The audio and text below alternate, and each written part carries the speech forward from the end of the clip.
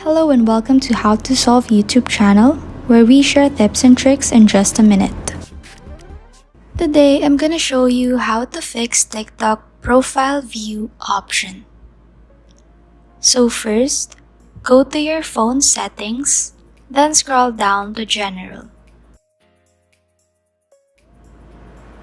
Then, tap iPhone storage. Now choose TikTok app.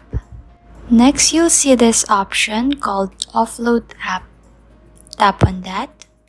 Then once you see this, tap on Offload again to confirm. Once the app is completely offloaded, tap on Reinstall. Then once installed, open TikTok app and log in with your account. Once done, check if it fixed the profile view option, and we hope this video helps. Please like and subscribe for more content, and also don't forget to click on the notification bell so you'll be notified whenever we post a new video. We'll see you next time.